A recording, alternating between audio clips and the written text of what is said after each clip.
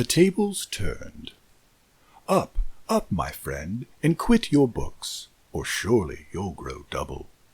Up, up, my friend, and clear your looks. Why all this toil and trouble? The sun above the mountain's head, a freshening lustre mellow through all the long green fields has spread, his first sweet evening yellow. Books, 'tis a dull and endless strife. Come, hear the woodland linnet, how sweet his music. On my life, there's more of wisdom in it.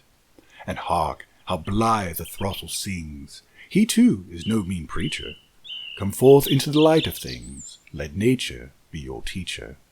She has a world of ready wealth, our minds and hearts to bless. Spontaneous wisdom breathed by health, truth breathed by cheerfulness. One impulse from vernal wood may teach you more of man, of moral evil and of good, than all the sages can. Sweet is the lore which nature brings. Our meddling intellect misshapes the beauteous forms of things.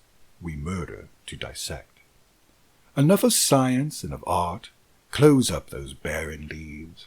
Come forth and bring with you a heart that watches and receives. The Reverie of Poor Susan. At the corner of Wood Street, when daylight appears, hangs a thrush that sings loud. It has sung for 3 years. Poor Susan has passed by the spot, and has heard in the silence of morning the song of the bird. 'Tis a note of enchantment. What ails her?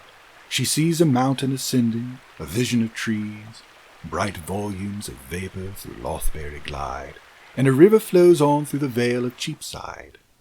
Green pastures she views in the midst of the dale, down which she so often has tripped with her pail, and a single small cottage, a nest like a dove's, the one only dwelling on earth that she loves. She looks, and her heart is in heaven, but they fade, the mist and the river, the hill and the shade. The stream will not flow, and the hill will not rise, and the colours have all passed away from her eyes. There was a boy. There was a boy, ye knew him well, ye cliffs and islands of Winnender.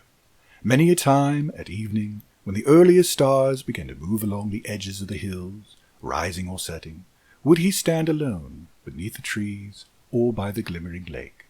And there, with fingers interwoven, both hands pressed closely palm to palm, into his mouth uplifted, he, as through an instrument, blew mimic hootings to the silent owls, that they might answer him.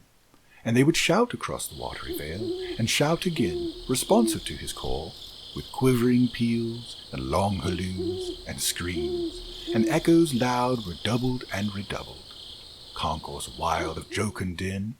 And when there came a pause of silence such as baffled his best skill, then sometimes in that silence, while he hung listening, a gentle shock of mild surprise has carried far into his heart the voice of mountain torrents, or the visible scene would enter unawares into his mind with all its solemn imagery, its rocks, its woods, and that uncertain heaven recede into the bosom of the steady lake.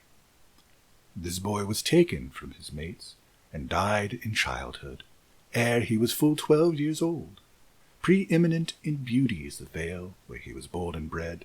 The churchyard hangs upon a slope above the village school, and through that churchyard, when my way has led on summer evenings, I believe that there a long half-hour together I have stood mute, looking at the grave in which he lies.